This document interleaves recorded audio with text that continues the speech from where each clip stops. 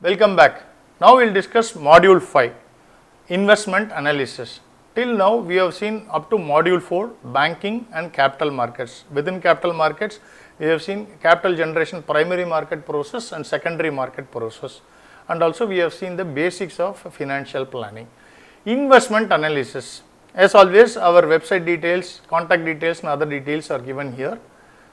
Target audience, here we are including one set of target audience. Who are they? MBA, students who are doing MBA, CA and CFA.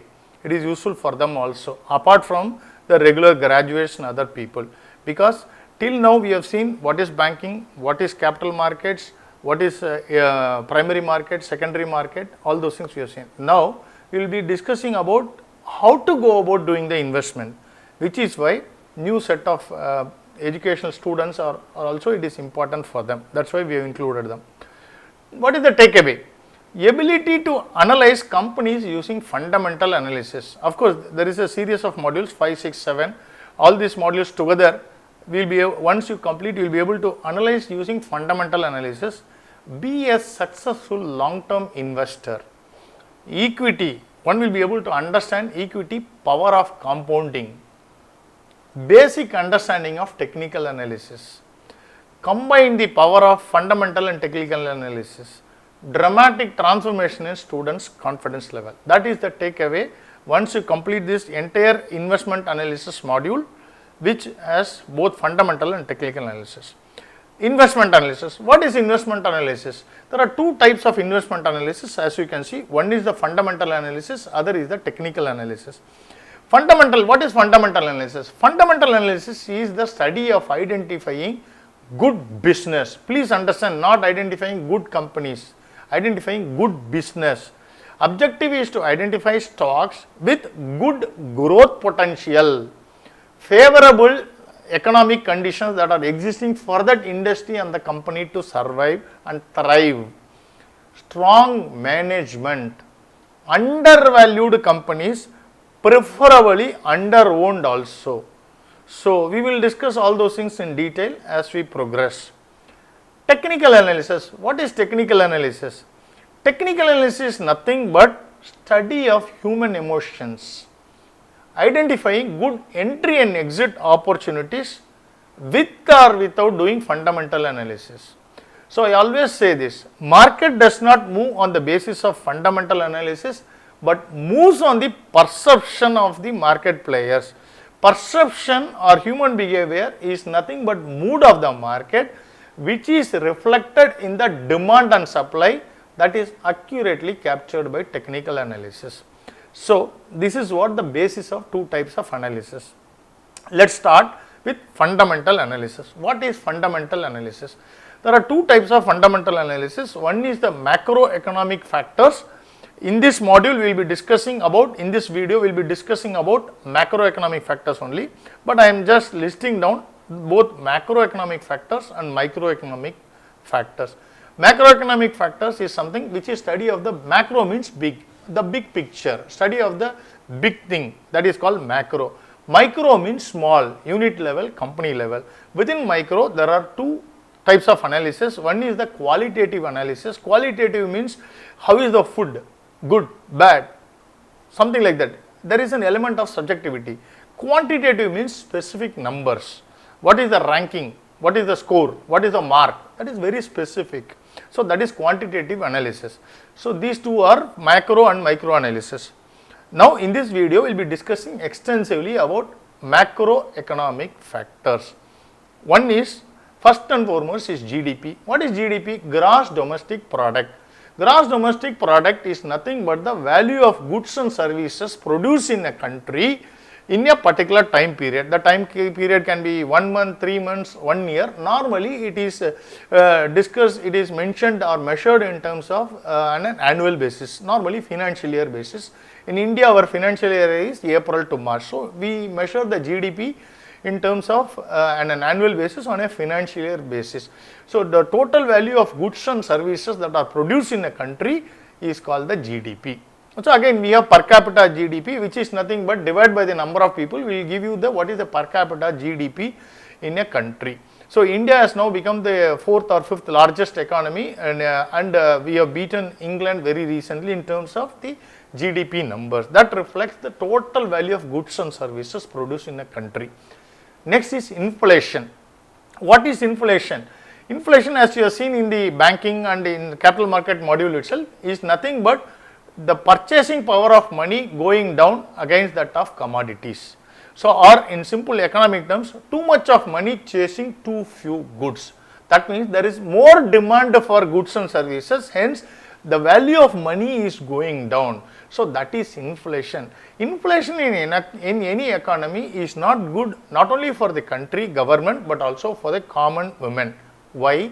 Because the common woman's income is not going to increase in proportion to the inflation. The common woman is not well aware of the various investment avenues and opportunities, whereas inflation will beat their earnings and also will eat their savings, which is why inflation is a big animal. Every country, every central banker is trying to fight against. Recently, we are in 2022, recently Federal Reserve is fighting inflation like anything. Our government and Reserve Bank of India, like any other Asian central banks, are doing a good job, relatively better job I would say, in terms of controlling the inflation and bringing it under control. Monetary policy, we have seen in the banking itself, monetary policy and fiscal policy. Monetary policy is that of Reserve Bank of India, where like SLR, CRR, repo rates, reverse repo rates, how the central bank regulates the money supply, how it ensures that there is an orderly and economic growth happening in the country through the monetary policies. Fiscal policies, which you have discussed, the government announces the fiscal policies, the budget, the revenue, income, expense, that is announced by government, that is the fiscal policies. Currency performance, how the currency is going to perform.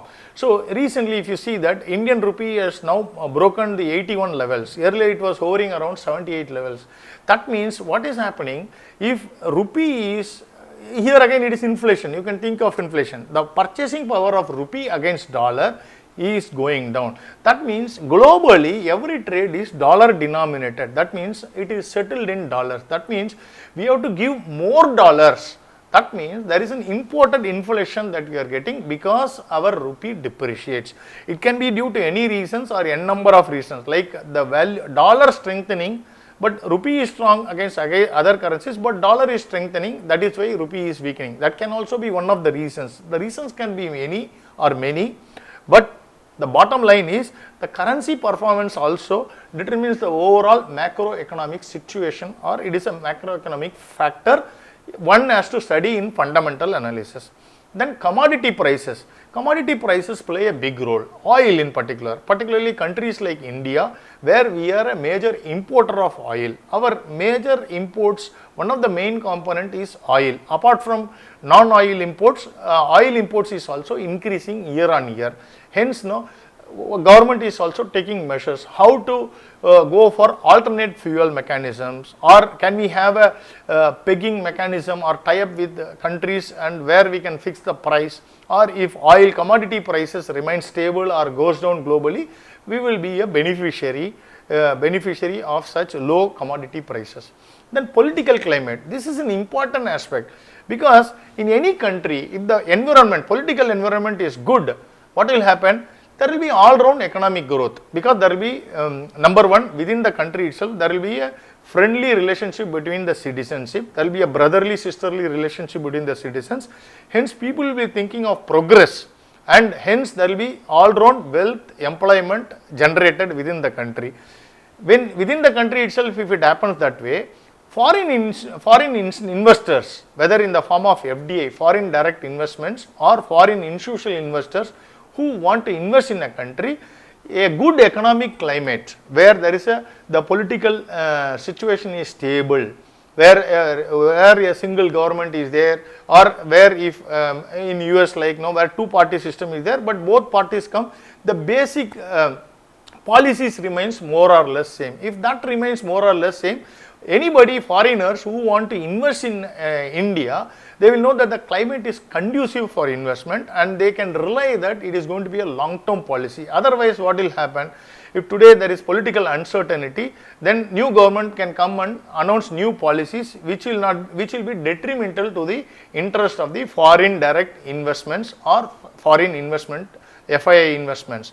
Hence, a stable political climate is important. Recent case Ukraine and Russia war, due to which not only Ukraine and Russia are in crisis, but the entire Western world in crisis, including India. For some short period of time, we were severely impacted by the spiraling oil prices. Hence, having a stable political climate in our own country is very important. More than that, global stable political climate is also very important. FII inflow, both in the form of foreign direct investments and foreign institutional investor. Foreign FDI is nothing but investment in technology, know-hows. A classic case is that Maruti Suzuki. So Suzuki tied up with Maruti way back, and they started manufacturing cars. So by doing that investment, there is a foreign collaboration that we get, knowledge, know-hows, technical know-hows, all those things we are getting. That is the FDIs. FDIs normally come for a longer period of time. They are useful in wealth creation, employment generation and asset generation in a country. On the other hand, FII inflow is a primarily within FII you have FPA and other types of investments which happen directly in stock markets. So a country with a stable political climate, a good economic situation exists, FIIs will be ready to invest in that country. So India is one country which is attracting good foreign institutional investors inflows, which is really good for our country, and also for orderly economic growth and stock market growth, because stock market is probably not the only barometer, but one of the barometer or parameter for measuring an economic growth. So hence that is also very important. International and global markets, as I mentioned, how the overall international markets, be it commodities, currencies or global economic circumstances, how it exists is very important for overall business, running of business, conduciveness to business. That is very important. Different countries' policies, that also plays a significant role. Like for example, China is there now. Because of China lockdown and other things, people are talking of for some time, for the last 2-3 years, people are talking of China plus one policy, where they wanted to have one more manufacturing unit apart from China. Recently, we all know that Apple has set up another manufacturing. They wanted to have, because it's primarily, I would call more from a business continuity planning. They don't want to rely on one location or one geography. Hence, they want to develop an alternate geography, particularly India, particularly in the regions of Chennai, Bangalore region, where they are setting up their Apple manufacturing units. So down the line, we are going to have at least 10 to 20% of the Apple products being manufactured from here. That is definitely good for our overall country's economic progression, is it not? Then wars, trade war and physical war, that plays an important role.